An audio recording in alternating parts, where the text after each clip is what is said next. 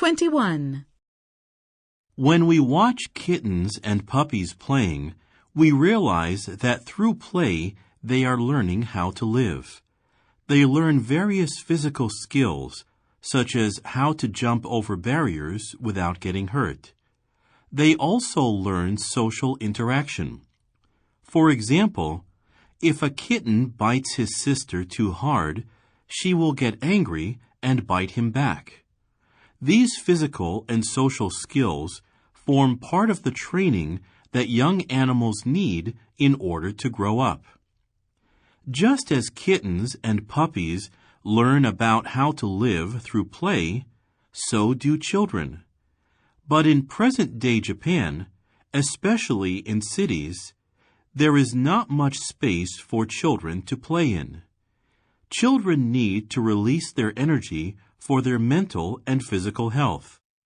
They need space, especially outdoors, so that they can run, jump, and yell. 22. Another point to consider is how much time children have to play. Some people say that 4 to 5 hours a day of playing outdoors with others is necessary, even for 12-year-olds. It is very doubtful, however, whether any Japanese children get that much free time. Concerned about their future in an increasingly competitive society, parents generally tell their children to study more. Very few would tell them to go out and play. What do these children do at home when they are not studying? They tend to spend time by themselves. They play video games or watch TV, for instance. These activities do not teach them how to get along with others. This can only be learned through playing with other children. They need to play without being told what to do by adults in order to learn about leadership and group harmony on their own.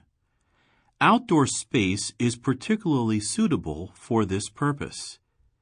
Children need a proper outdoor environment where they can freely spend their time playing with friends. 23. There is much debate on the origin of the game of football. The Japanese and Chinese claim to have invented a sport similar to modern soccer many centuries ago.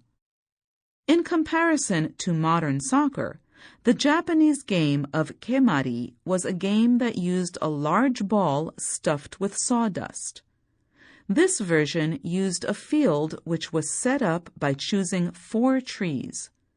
These trees were usually cherry, maple, pine, and willow. Many large houses in Japan would grow these trees to make a field for kemari. Kemari was normally played with 2 to 12 players. China's version, tsuchu, involved players hitting a leather, fur-stuffed ball into a small hole. As in soccer, no player could use his hands during play. It was considered an honor to be part of a team.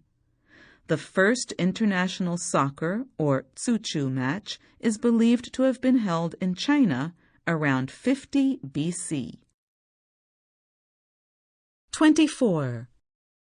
The emperor of the Han Dynasty was an avid early player and fan of tsuchu. This spread the popularity of tsuchu all over China. Some people in China claim that it is even possible tsuchu could go back to 5000 BC. The British claim that soccer was created in the 8th century in Britain. It was not a recreational sport at the time, but a war game. It was a violent game, and serious injury and even death were not uncommon. It was not until 1815, when Eton College set up a series of rules for the game, that it became a less violent sport. At that time, colleges began to play using similar rules. In 1848, the rules were set by Cambridge University. In the Cambridge rules, shin kicking and carrying the ball were forbidden. This is where rugby and soccer developed into two different sports. 25. A fly can do one thing extremely well: fly. Recently, a team of British scientists declared that the common housefly is the most talented aerodynamicist on the planet, superior to any bird, bat, or bee. A housefly can make 6 turns a second: hover, fly straight up, down, or backward, land on the ceiling, and perform various other show-off maneuvers. And it has a brain smaller than a sesame seed. Michael Dickinson, who studies fly flight in his lab at the California Institute of Technology, says the housefly isn't actually the best flyer. Hoverflies are the be-all and end-all, he says. They can hover in one spot, dash to another location, and then race back to their original hovering point, precisely. Scientists, engineers, and military researchers want to know how creatures with such small brains can do that.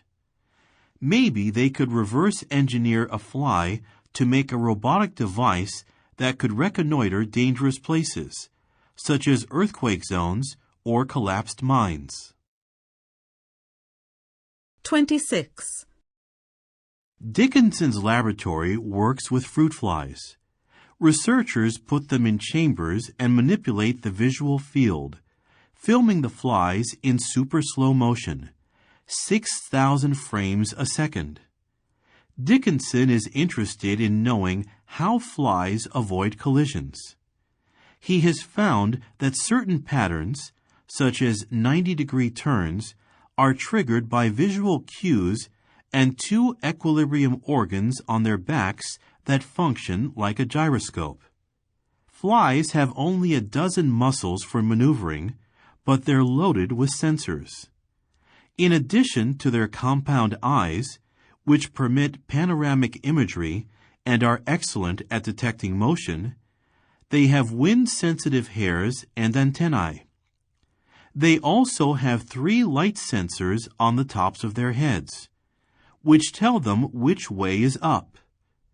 Roughly 2/3 of a fly's entire nervous system is devoted to processing visual images. They take all this sensory data and boil it down to a few basic commands, such as go left and go right. 27.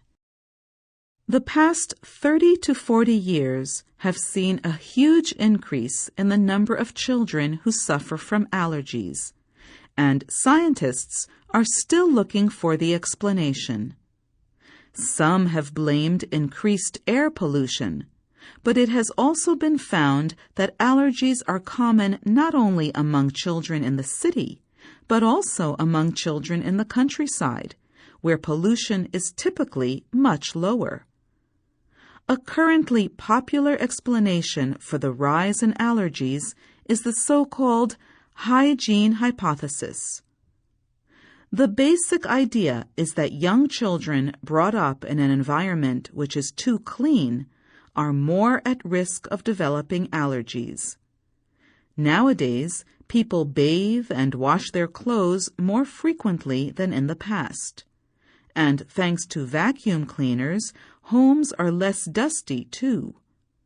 One result of all these changes is that in their early lives, children are exposed to fewer allergens, substances that can cause allergies. And this means that their bodies cannot build up natural immunity to them. Simply put, exposure to allergy-causing substances is necessary for natural protection against them to develop. 28. The trend towards smaller families also means that young children encounter fewer allergens in the home. In fact, it is known that children who have older brothers and sisters are more resistant to allergies. The same is true of children who share their home with a pet. Such children are much less likely to develop the very common allergy to cat or dog hair, for example.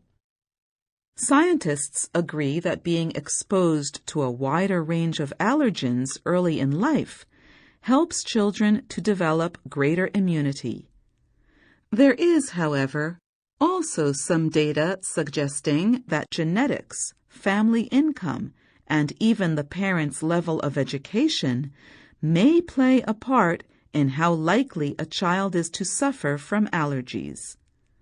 Thus, although the hygiene hypothesis is an important area for research, we cannot yet be sure that too much attention to cleanliness is the only explanation for the enormous rise in the number of allergy victims.